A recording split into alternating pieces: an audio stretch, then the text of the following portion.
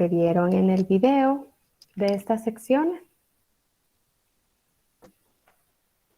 Es importante que en el momento en que estamos aquí en la clase, ustedes tengan en la medida de lo posible el material de lectura o sus apuntes, ¿verdad? Para que vayan mejorando en la comprensión, ¿verdad? Y sepan ubicarse de qué es lo que estamos hablando en todo esto, ¿verdad? Muy bien. Entonces, ahora vamos a lo que es el puente o la protuberancia, ¿verdad? Es la porción superior al bulbo raquídeo, ¿verdad?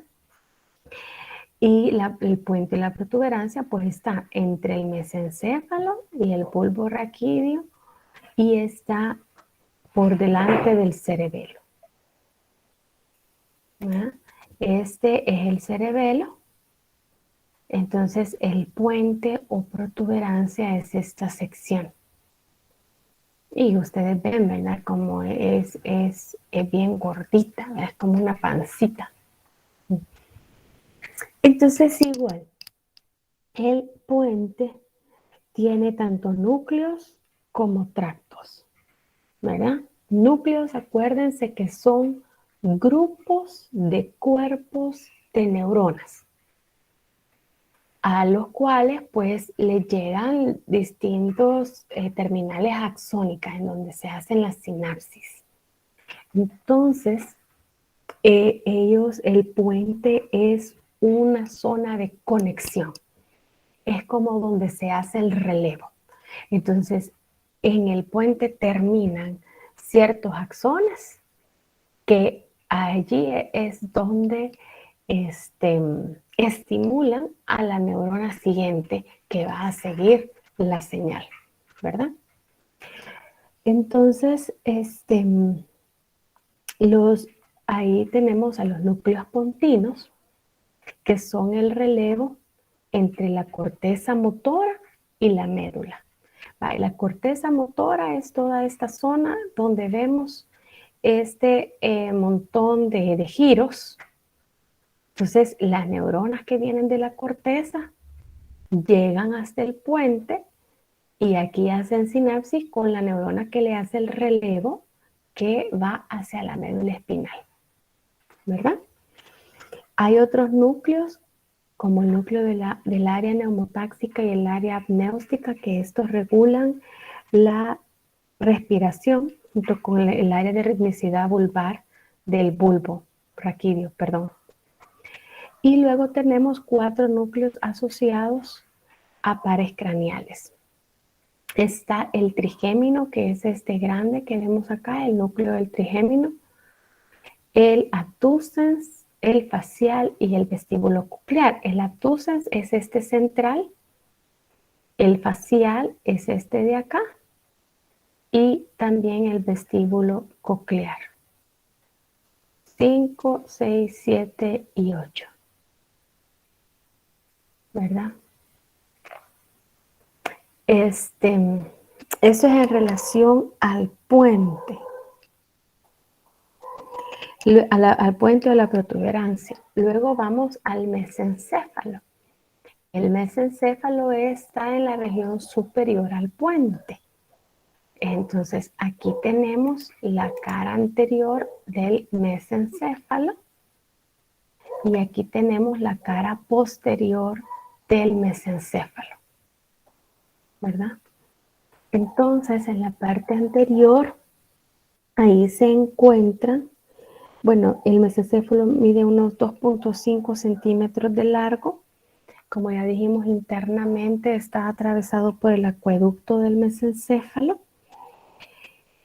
que es el que conecta el tercer ventrículo con el cuarto ventrículo, ¿verdad? Y el mesencéfalo presenta tractos y núcleos. Acuérdense, tractos son grupos de axones y núcleos son grupos de cuerpos de neuronas, ¿verdad? Entonces, en la parte anterior vemos estos 2 tractos, Miren, estos dos tractos se llaman pedúnculos cerebrales. Miren estos. Porque son como que sostienen el cerebro, ¿verdad?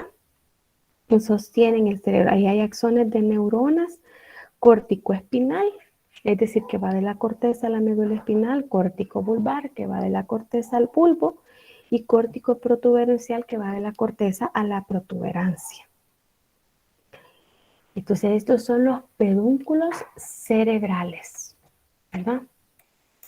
Y posteriormente tenemos el tectum o tegmento, que son 4 elevaciones redondeadas. Y se llama los tubérculos cuadrigéminos superiores o colículos superiores y los colículos inferiores. Entonces aquí tenemos el tectum, son estas 4 elevaciones. Aquí están los colículos superiores y los colículos inferiores, ¿verdad? Están en el tectum. Los colículos superiores actúan como centro de reflejo visual. Por ejemplo, estos estos núcleos ayudan a que el ojo se mueva, ¿verdad? Por ejemplo, cuando el ojo va siguiendo un vehículo, que el ojo se moviliza, a lo largo va viendo el vehículo pasar. Entonces provoca movimientos del ojo que siguen imágenes en movimiento o movimientos del ojo, por ejemplo, cuando estamos leyendo, ¿verdad? Ese movimiento del ojo. Pero también los colículos superiores son responsables de los reflejos del movimiento de la cabeza. Vaya, porque cuando vemos que algo va hacia nuestros ojos o hacia nuestra cabeza, sin pensarlo 2 veces, nosotros la movemos, nosotros apartamos la cabeza en respuesta a ese estímulo. Entonces, los colículos superiores son los que generan ese reflejo, los que generan esa reacción. Y los colículos inferiores, ellos están conectados con nuestro oído, con la vía auditiva. Entonces, ellos van a controlar el reflejo del sobresalto. El reflejo que de repente movemos los hombros y la cabeza en respuesta a un ruido externo grande, ¿verdad? Como por ejemplo un disparo, un cohete o que se cae algo. Nosotros sin pensar hacemos ese reflejo, ¿verdad? Del sobresalto y ese lo controlan los colículos inferiores, ¿verdad? También el mesencéfalo tiene otros núcleos como la sustancia negra y que ayudan a controlar la actividad muscular subconsciente. Y también contiene los núcleos rojos porque están muy vascularizados. Hay axones del cerebelo y de la corteza cerebral hacen sinapsis en esos núcleos rojos para controlar los movimientos musculares. Y del mesencéfalo salen 2 nervios, el tercer par craneal, que es el oculomotor, que está en la parte anterior. El tercer par craneal, que es estos chiquititos que están aquí en la parte anterior. Y el cuarto par craneal, que es que sale de la parte posterior del mesencéfalo, que es el nervio troquear. Esto lo vamos a repasar cuando veamos los pares craneales, ¿verdad? Y la formación reticular, que es la otra parte del tronco del encéfalo, que es una región en donde la sustancia gris y la blanca se presentan como una red, ¿verdad? Son agrupaciones de cuerpos neuronales dispersos entre axones mielínicos, ¿verdad? Por eso se ve que se forma una red. Y es una región gris. Entonces las neuronas de la formación reticular tendrían tanto funciones sensitivas como motoras. Y la parte sensitiva superior, dice, la porción ascendente, la parte sensitiva, se llama sistema activador reticular ascendente o SARA. Este SARA, ¿verdad?, responde ante estímulos visuales y auditivos, que provienen de receptores de olor, tacto, presión de nuestras extremidades y de la cabeza, y son los que nos mantienen conscientes de la posición del cuerpo, ¿verdad? En la que tenemos nuestro cuerpo. Es decir, que es nuestro estado de conciencia, el estado activo, alerta que nosotros tenemos cuando estamos despiertos. El SARA, como les digo, responde ante estímulos durante el despertar. Entonces, cuando empiezan a salir los rayos del sol y estos empiezan a atravesar nuestra ventana y empiezan a llegar a nuestros ojos, esa luz, entonces el SARA empieza a activarse, ¿verdad? Entonces, empieza a generar pues mucha información para que empecemos a generar esa conciencia de nosotros mismos, ¿verdad? Entonces, por eso está muy activo durante el despertar, ayuda a mantener la atención y previene de sobrecarga sensitiva, es decir, que el SARA discrimina de cosas, la capacidad de que aunque hayan cosas a nuestro alrededor, nosotros no les demos importancia. Es decir, cuando ustedes logran, por ejemplo, la concentración en un estudio o en una clase, pueden estar pasando cosas a su alrededor, pero ustedes no están conscientes de ello, ¿verdad? Porque el SARA puede discriminar. Y cuando el SARA está inactivo, entonces se produce el sueño, ¿verdad? Cuando el SARA está dañado, entonces se produce coma, ¿verdad? Y Licenciada, sí. una pregunta, esa parte es donde, digamos, se dice que cuando uno está demasiado desvelado, demasiado cansado, se queman, parece, neuronas. Entonces, esa parte tiene que ver con la regeneración de neuronas en el descanso, para la memoria. Es que sí, es decir, primero que, pues como todo órgano, el cerebro tiene que tener su descanso, ¿verdad? Porque si no mantenemos a todas las neuronas en un constante estrés. Es decir, aunque ustedes solamente, digamos, estén viendo una imagen o estén acostados sin hacer nada, pero no están dormidos, o sea, su cerebro siempre está activo, ¿verdad? Entonces, es necesario que haya un descanso. Eso nos permite, si ustedes se fijan, en la porción final de la guía 10, sí, la porción final de la guía 10, ahí dice cómo las neuronas pueden ir haciendo o formando nuevas sinapsis y también pueden irse regenerando. El sistema nervioso es difícil que se formen nuevas neuronas, pero las neuronas sí pueden generar más sinapsis dependiendo de lo que nosotros dediquemos a hacer nuestra mente, ¿verdad?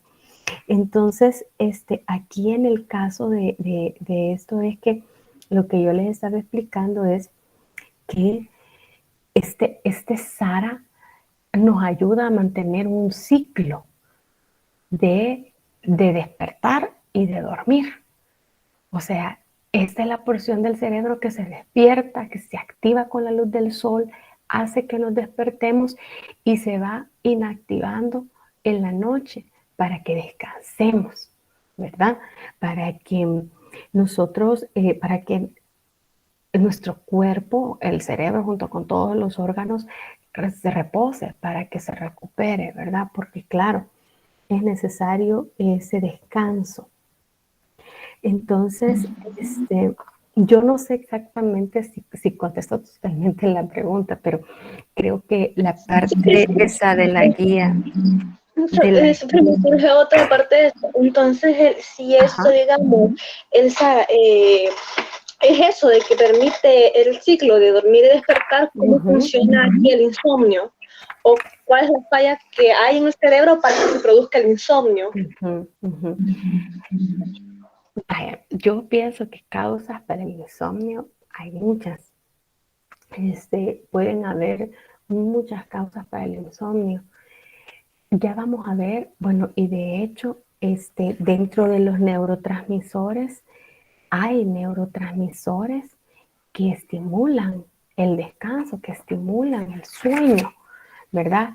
Que ayudan, dice, al reloj biológico, ¿verdad? Como es la melatonina, ¿verdad? Ustedes pueden leerlo porque aquí en las aminas biógenas, quiero ver la noradrenalina, no, las catecolaminas, quiero ver a dónde estaba lo de la, entonces si quizás lo vamos a ver, no, entonces ya lo vamos a ver más adelante y también las vamos a ver en el sistema endocrino. Es decir, es que miren, el sistema nervioso si bien controla todos los órganos del cuerpo, pero el cuerpo no solo depende del cerebro, ¿verdad? Sino que también hay una conexión con el sistema endocrino y con los demás órganos. Entonces, hay hormonas que se liberan que ayudan al sueño y hay hormonas que nos ayudan a mantenernos activos. Ahora, estas hormonas se pudieran alterar dependiendo de nosotros mismos.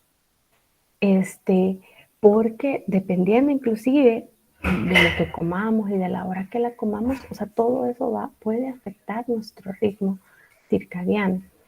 ¿Qué sucede? Vaya, cuando hay insomnio puede ser que estas hormonas falten o puede ser que nosotros con nuestras actividades afectemos estos sistemas normales. Por ejemplo, que hay si dormimos toda la tarde o dormimos hasta el mediodía, entonces a la noche no vamos a tener sueño. O sea, pero ¿quién lo provocó? Nosotros mismos, con nuestro estilo de vida. Es decir, las funciones del cerebro pueden ser alteradas por nuestro estilo de vida. Si usted no quiere dormir porque está viendo la serie y aparte de que está con esa gran luz del televisor, está comiendo churritos, está tomando fresco, entonces le está proveyendo el cuerpo de energía y más la emoción está liberando hormonas como la adrenalina, entonces eso ¿qué hace? Le quita el sueño, ¿verdad? Y entonces se desvela toda la noche, al día siguiente despierta, dormida durante el día, entonces a la siguiente noche le va a costar dormir, ¿verdad?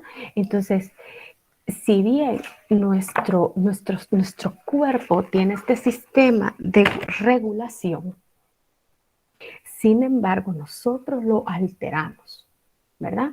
Porque antes o en el campo donde no hay luz, la gente se acuesta tarde, porque al haber poca luz, todo nuestro cuerpo entra en un estado de reposo. Entonces, lo que nuestro cuerpo debería de hacer es ir a descansar cuando es la noche.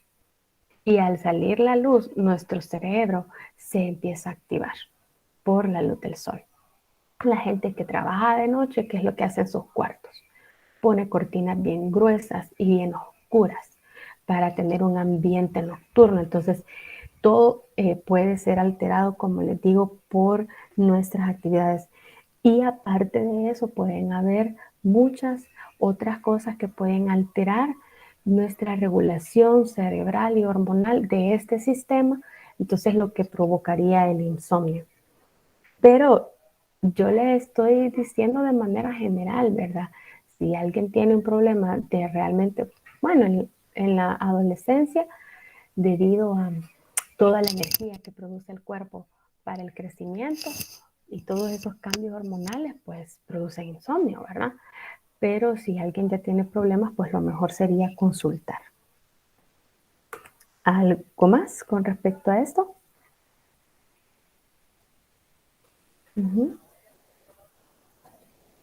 Ok, muy bien. Pasamos ahora a lo que es el cerebelo. Esta es la otra parte, ¿verdad? Del encéfalo. Ya vimos el tronco del encéfalo en donde está el bulbo, la protuberancia y el mesencéfalo. Ahora vamos a ver el cerebelo y después el diencéfalo y el cerebro. El cerebelo pues son dos hemisferios cerebelosos, ¿verdad? Sigue al cerebro en tamaño, o sea que del encéfalo es la segunda parte pues como más grandecita y está compuesto por dos hemisferios que se dividen por una dermis. Y estos hemisferios se dividen en lóbulos, ¿verdad? La, la, la función importante del cerebelo es que controla o evalúa cómo se lleva a cabo un movimiento que se ha iniciado en el cerebro. O sea que el cerebelo ayuda a verificar que el movimiento se está haciendo adecuadamente. Y la información del cerebro pasa por el cerebelo y luego llega al músculo, ¿verdad? Del músculo llega al cerebelo y del cerebelo al cerebro, ¿verdad? Entonces, el cerebelo ayuda a controlar y a mejorar los movimientos musculares. Si hay algo que se está haciendo mal en el movimiento, el cerebro lo ajusta, lo mejora. Por eso es que si alguien tiene un golpe en la parte posterior del cuello y se daña el cerebelo, la persona queda paralítica. Porque el cerebelo, perdón, es un vital y necesario para controlar los movimientos musculares, ¿verdad? Esa sería como la función.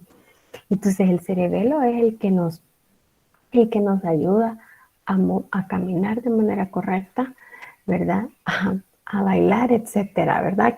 A que coordinemos los movimientos de manera adecuada y también regula la postura y el equilibrio. Entonces, por esa razón podemos hacer movimientos tan precisos como al jugar fútbol, como al bailar, como al hablar, ¿verdad? Debido al cerebro, ¿verdad? Muy bien, yo creo que de las porciones del cerebro, imagino que en el video lo han explicado bien, ¿verdad? El cerebelo tiene una conexión, una zona en donde se conecta con la protuberancia, que son estos pedúnculos, los pedúnculos cerebelosos. Acuérdense que los pedúnculos son grupos de axones, ¿verdad? Entonces ahí está el pedúnculo cerebeloso superior, el medio y el inferior, ¿verdad? Que son con los grupos de axones con los que se conecta con la protuberancia, ¿verdad? Y por lo tanto, pues con todas las demás partes del encéfalo, ¿verdad? Porque los superiores, por ejemplo, llevan axones desde el cerebelo hasta los núcleos rojos del mesencéfalo y el tálamo. Los medios llevan los axones, vienen del cerebro hasta el cerebelo, y los inferiores llevan la información sensitiva al cerebelo desde los receptores de los músculos de la posición, los receptores de la posición de los músculos del tronco y las extremidades hacia el cerebelo, perdón. También van axones del oído interno y del bulbo raquídeo, axones del núcleo olivar inferior del bulbo y regulan actividad de las neuronas cerebelosas, y axones desde el cerebelo hasta los núcleos vestibulares del bulbo y la protuberancia, ¿verdad? O que van del cerebelo a la formación reticular. Entonces, a través de estos pedúnculos, el cerebelo recibe toda la información necesaria y emite toda la información necesaria para evaluar, controlar y mejorar los movimientos musculares, ¿verdad? Esa es como la información más importante del cerebelo. Ahora, esto ya lo explicamos, pasamos a lo que es el diencéfalo, ¿verdad? El diencéfalo.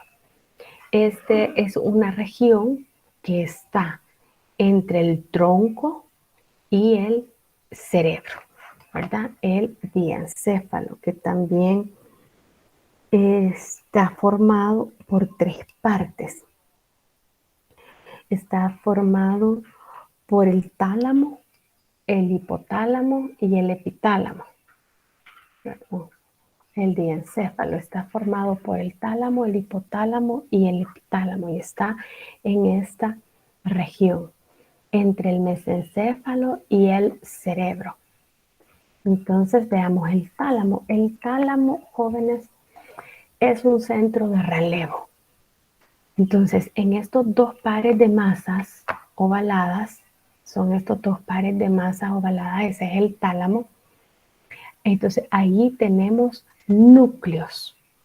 Son núcleos, son grupos de núcleos, o sea, acuérdense que núcleos son grupos de cuerpos neuronales, ¿verdad? Y están divididos por esta sustancia blanca que forma esta Y, que son tractos. Y estos son los axones, ¿verdad? Grupos de axones. Miren, el tálamo está en la porción media inferior de lo que es el cerebro, ¿verdad? El tálamo. Y están unidas por esta comisura gris. Y por ser una comisura gris, pues son tractos, ¿verdad? Entre las dos masas. Entonces, como les digo, el tálamo, su función es ser una estación de relevo para la mayoría de los impulsos sensitivos. Es decir, que del cuerpo viene toda la información sensitiva, pasa a través de la médula espinal, llega al tálamo y del tálamo sale la información hacia las diferentes partes de la corteza cerebral. En la siguiente guía, la guía que vamos a ver el viernes, perdón, vamos a ver cómo la corteza del cerebro se divide en diferentes regiones por la información que recibe, ¿verdad? Y de dónde viene la información sensitiva que ésta recibe. Entonces es como la secretaria, ¿verdad? El tálamo sería el que recibe la información y el que la manda hacia el jefe, que sería el cerebro, ¿verdad? Y luego, pues cada uno de estas zonas por colores, cada uno de estos son los núcleos. Está el núcleo anterior, los núcleos mediales, los grupos laterales, y ahí vemos los diferentes núcleos.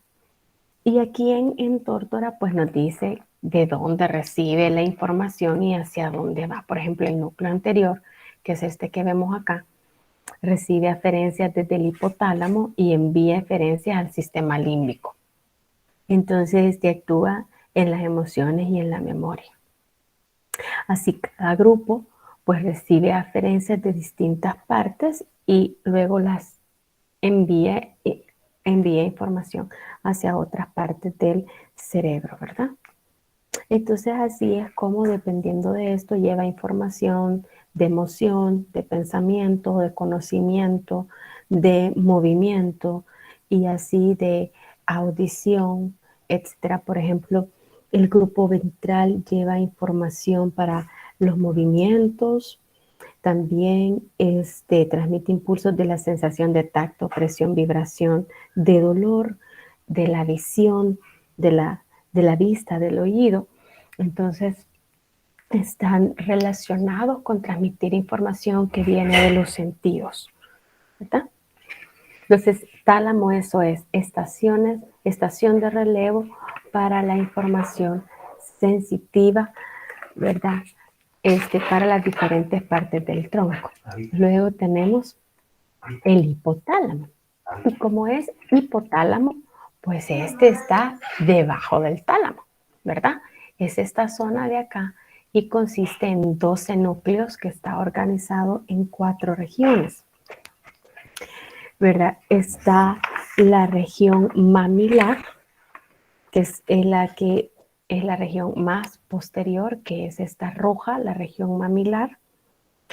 Ahí están los cuerpos mamilares y los núcleos posteriores del hipotálamo. Está la región tuberal, que es la azulita, ¿verdad? Y hay diferentes núcleos. La región supraóptica, que es la verde.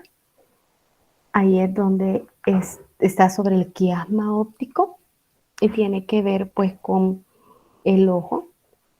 Y la región preóptica, que es esta moradita, ¿verdad? Ahí están diferentes núcleos. Ahora, con estos núcleos, el hipotálamo desempeña una gran cantidad de funciones porque él puede controlar y regula muchos de los aspectos de tener el equilibrio interno para mantener la homeostasis. Ustedes se recuerdan, este concepto lo vimos el ciclo pasado. La homeostasis es la forma en la que el cuerpo está con su medio interno óptimo para funcionar de la manera adecuada, ¿verdad?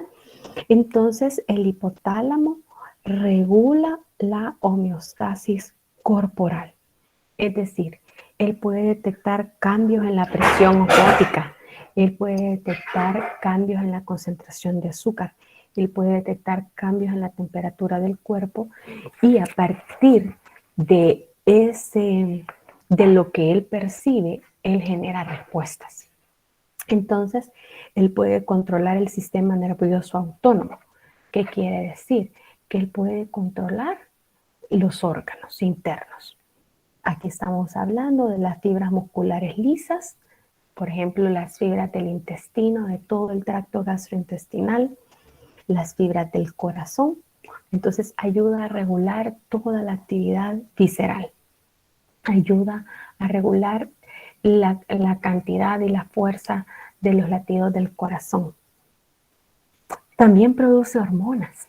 El hipotálamo ayuda a regular a los otros órganos endocrinos, a otros órganos que liberan hormonas. Entonces, él libera hormonas para esos órganos. Por ejemplo, él libera la hormona estimulante de la tiroides.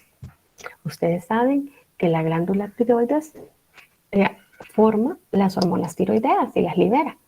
Entonces, el hipotálamo dirige a la glándula tiroides con esa hormona. Entonces, así, el hipotálamo libera como 12 hormonas que van a venir a regular a otras glándulas hormonales, ¿verdad? Entonces, el hipotálamo es un importante regulador hormonal. Luego dice que regula los patrones emocionales y de conducta porque si ustedes ven está conectado con el sistema límbico. Entonces puede controlar las expresiones de cólera, agresión, dolor, placer. Regula la ingesta de alimentos y agua, porque si el hipotálamo puede detectar problemas de la presión osmótica, acuérdense que esa es la concentración de solutos en la sangre. Entonces, si hay deshidratación, él puede controlar que nosotros tomemos agua. Si hay bajo de glucosa y él puede controlar que hay una baja en la glucosa, entonces él puede estimularnos a que nos alimentemos. Controla también la temperatura corporal, es decir, que detecta si hay un aumento o una disminución de la temperatura y dependiendo de eso así se genera una respuesta, ¿verdad? Si hay temperatura, pues entonces se estimula la pérdida de calor, por ejemplo, a través de la sudoración. O si hay temperatura baja, pues va a estimular la contracción de los músculos para aumentar la temperatura. Y también regula la frecuencia cardíaca y los estados de conciencia. El hipotálamo entonces va a venir a reforzar y a generar ese reloj biológico, ¿verdad? Porque ayuda a que el cuerpo esté fluctuando entre el estado de vigilia y el estado de sueño, ¿verdad? Que es el ciclo de 24 horas. Ese es el hipotálamo. Y la otra porción del diencéfalo es el epitálamo, que es la región superior y posterior, es esta amarillita que vemos acá. Es la región posterior del tálamo y está constituida por la glándula pineal y los núcleos avenulares, ¿verdad? La glándula pineal secreta la hormona melatonina. Esta sería la pituitaria, la glándula pineal. Perdón. Este es el epitálamo en la región posterior, perdón, aquí está el cerebelo, entonces esta es la parte posterior, esta es la glándula pineal, esta moradita. Esta libera la hormona melatonina. Y aquí es donde está lo que yo les estaba diciendo, que esta es la hormona que estimula el sueño, ¿verdad? Esta se libera en la oscuridad y que puede estimular el sueño. También están los núcleos avenulares en el epitálamo que se relacionan con el olfato. Y dice que esta genera las respuestas relacionadas con la emoción de acuerdo al olor.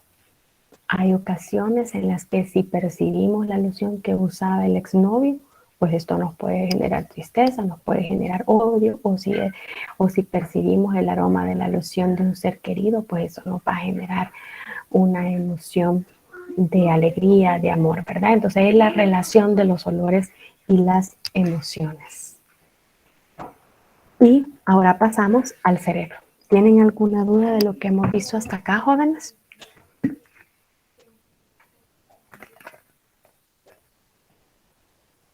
Entonces ya vimos en la porción inferior el tronco del encéfalo, posterior al tronco está el cerebelo y la porción superior al tronco es el diencéfalo, en donde está el tálamo, el hipotálamo y el epitálamo. Ahora, sobre todas estas está el cerebro. Y el cerebro pues está conformado por dos mitades, que son los hemisferios cerebrales y que están separados por la hoz del cerebro, que ya lo habíamos mencionado, que es una capa de la dura madre que separa los dos hemisferios, ¿verdad? Entonces, aquí tenemos un hemisferio, ¿verdad? Y aquí, entonces, en esta zona pasa la hoz del cerebro. Entonces, aquí tendríamos un hemisferio y aquí estaría el otro hemisferio cerebral. Ahora, como ya ustedes se recuerdan y habían visto anteriormente en el caso del cerebro, contrario a la médula espinal, quiero poner la lupa. Acuérdense que en el caso del cerebro la sustancia gris es externa. Ustedes ven todo el borde del cerebro es sustancia gris y la sustancia blanca es interna, ¿verdad? La sustancia blanca es interna. Muy bien, entonces el cerebro es el asiento de nuestra inteligencia y es donde están las neuronas que nos generan la capacidad de hablar, escribir, hacer cálculos, etcétera, ¿verdad? Movernos, etcétera. Ahora, la corteza cerebral, como ustedes ven, está formada, como la corteza crece más que la parte interna del cerebro, entonces por eso es que se arruga, ¿verdad? Y genera todas estas arrugas. Pero estas arrugas pues no se llaman arrugas, sino que se llaman giros o circunvoluciones. Son todos estos pliegues que se forman por esa gran cantidad de materia que crece pues en este espacio, ¿verdad? Entonces por eso la materia gris es plegada y cada pliegue se llama giro o circunvolución. Todos estos son giros o circunvoluciones. Ahora, hay grietas profundas que se llaman fisuras, ¿verdad? Y las más superficiales que se llaman surcos. Entonces, las fisuras longitudinal es la depresión más profunda y es la que divide el cerebro en una mitad derecha y una izquierda y que forma los hemisferios, ¿verdad? Entonces, aquí tenemos las circunvoluciones y entonces aquí hay una fisura, ¿verdad? Que divide a un lóbulo del otro. Entonces aquí justo se ha hecho el corte en esa fisura. Entonces aquí vemos un lóbulo, ¿verdad? Un hemisferio cerebral. Ahora, esa es la fisura longitudinal, ¿verdad? Que divide el cerebro en los dos hemisferios. Pero los hemisferios se conectan internamente por este cuerpo, el cuerpo calloso, que es una ancha banda de sustancia blanca que es esta que vemos acá, ¿verdad? Aquí vemos la conexión, miren, en el cuerpo calloso. Ahora, los hemisferios se dividen en lóbulos y estos lóbulos se forman o se dividen a través de los surcos, ¿verdad?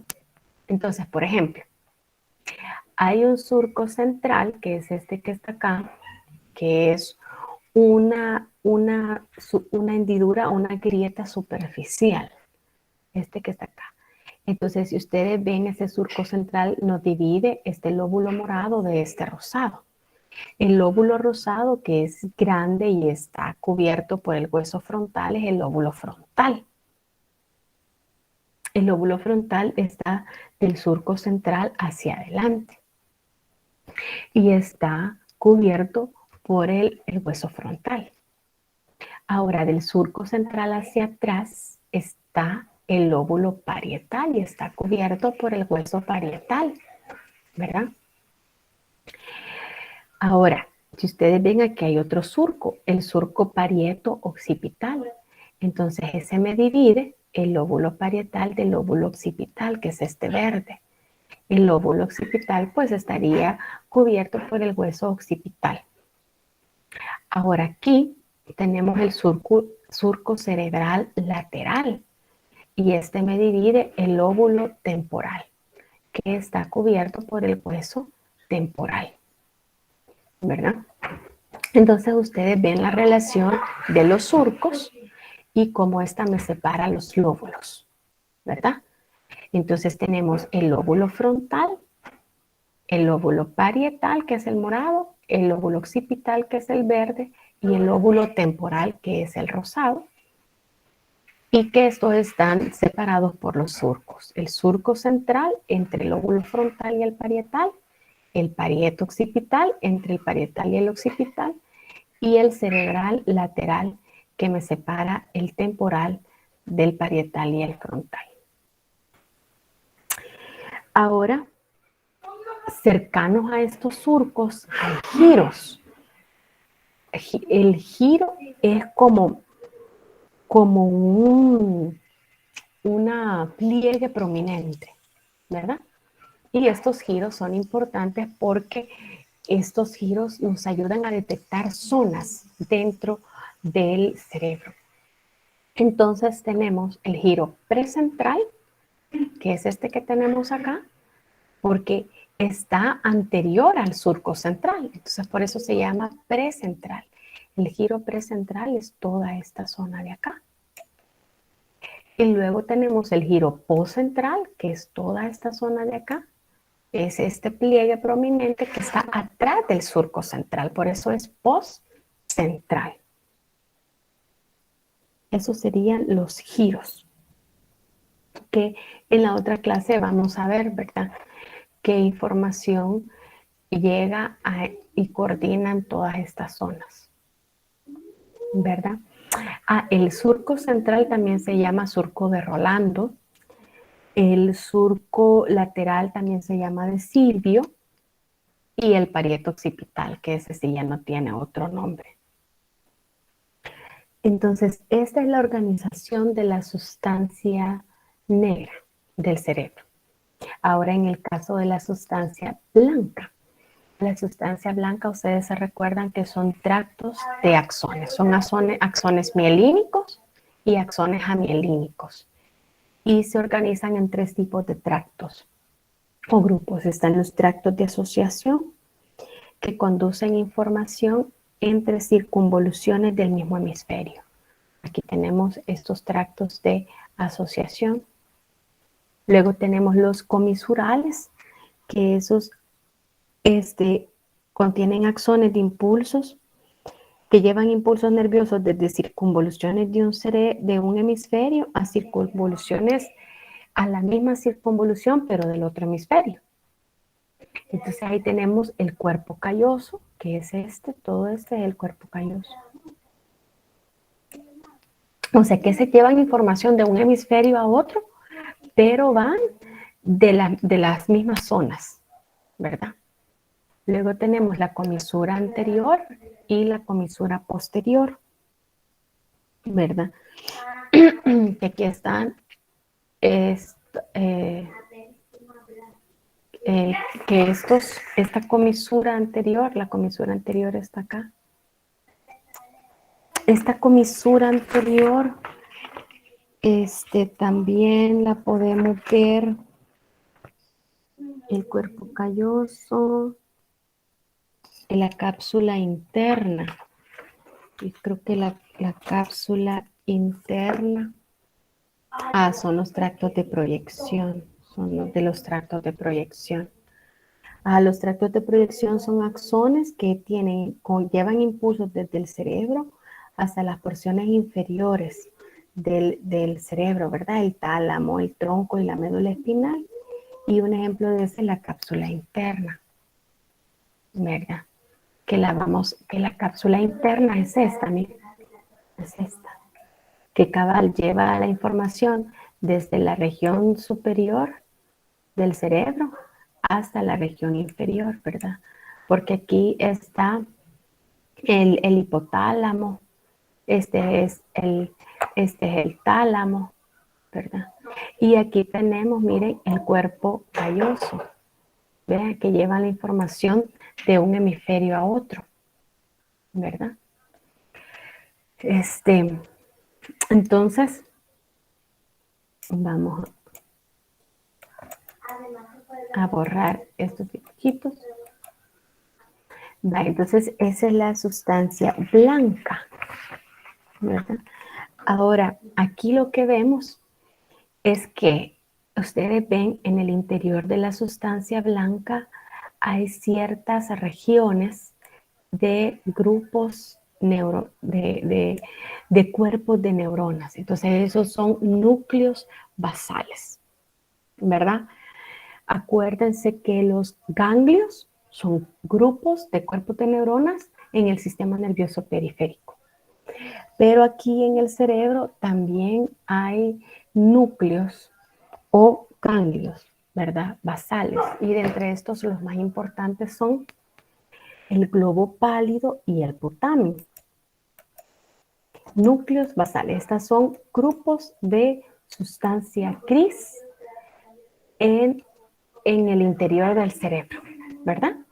Entonces aquí tenemos 2 núcleos. 2 de los ganglios o núcleos basales están uno al lado del otro con respecto al tálamo. Entonces, este rojito dijimos que es el tálamo. Entonces, a cada lado del tálamo están estos núcleos. Entonces, tenemos el globo pálido, que es estos dos forman el globo pálido, son los más cerca del tálamo. Y luego tenemos el potamen, que está más cerca de la corteza, que es este. y que juntos el globo pálido y el putamen forman el núcleo lenticular. Luego en la porción de arriba tenemos el núcleo caudado, ¿verdad? Entonces juntos el núcleo caudado, el globo pálido y el putamen forman el cuerpo estriado, ¿verdad? Porque globo pálido y putamen forman el núcleo lenticular y aquí tenemos el núcleo caudado. Entonces núcleo caudado y el núcleo lenticular forman el cuerpo estriado, ¿verdad? Porque se ven como estrías, ¿verdad? Dentro de esta sustancia blanca. La sustancia negra del mesencéfalo y los núcleos subtalámicos son estructuras relacionadas con estos ganglios basales. Y luego tenemos el claustro, que es una lámina delgada de sustancia gris situada fuera del putamen. Aquí no está diagramada, pero el claustro es como una pequeña línea aquí. La vamos a ver en el laboratorio. Yo creo que Tórtora no diagrama aquí el claustro, ¿verdad? Pero en otros cortes sí se pueden ver y en el laboratorio del sistema nervioso 2 vamos a ver ese claustro, se menciona y podemos ver el claustro. Entonces, las funciones de estos cuerpos es que ellos inician y finalizan los movimientos, porque reciben impulsos de la corteza cerebral y envían información a las regiones motoras de la corteza, ¿verdad? Y a partir de ahí regulan el comienzo y el fin de los movimientos. Suprimen movimientos no deseados mediante efectos inhibitorios en el tálamo e influyen en el tono muscular, ¿verdad? Pequeñas contracciones de los músculos para mantener la posición y también inciden en aspectos de la función de la corteza que es sensitiva, límbica, cognitiva y lingüística, ¿verdad? Desempeñan ese rol importante en funciones motoras, pero también ayudan a iniciar y finalizar procesos cognitivos, es decir, de generación de conocimiento y también de emociones, por la relación con el sistema límbico.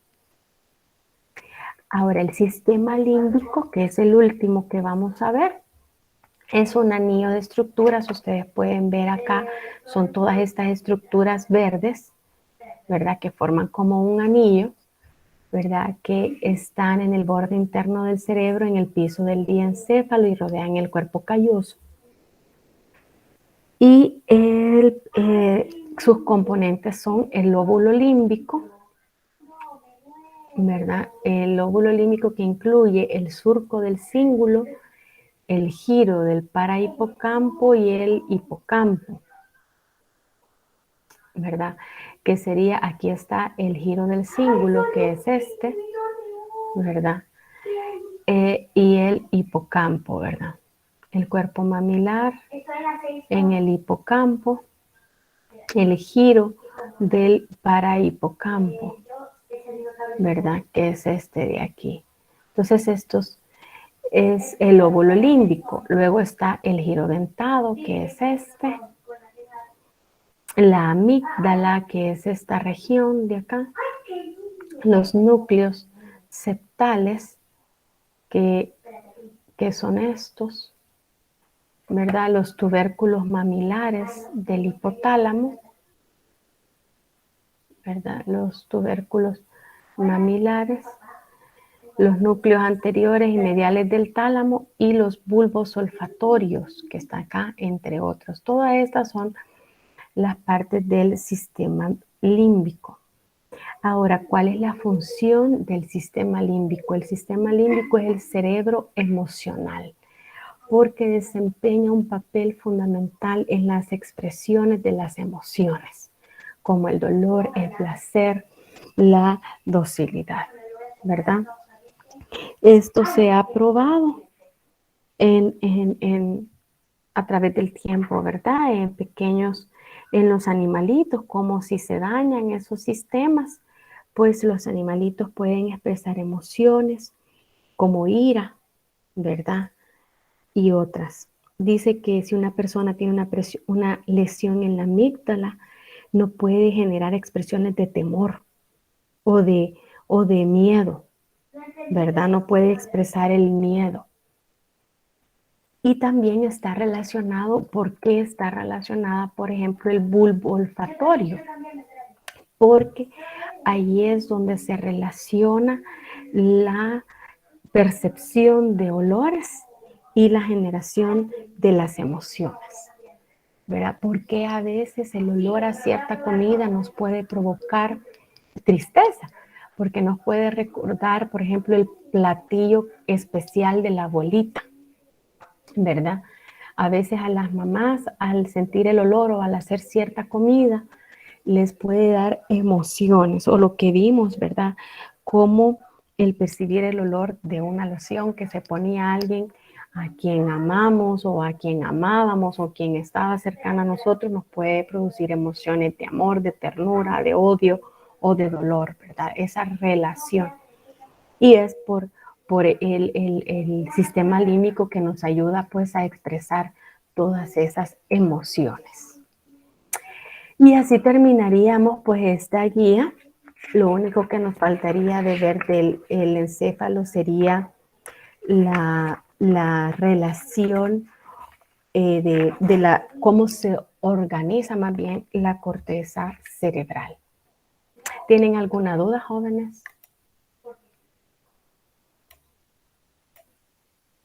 ¿Tienen alguna duda de lo que hemos visto?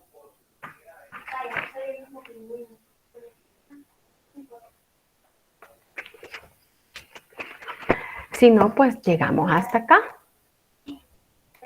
¿verdad? Aquí daríamos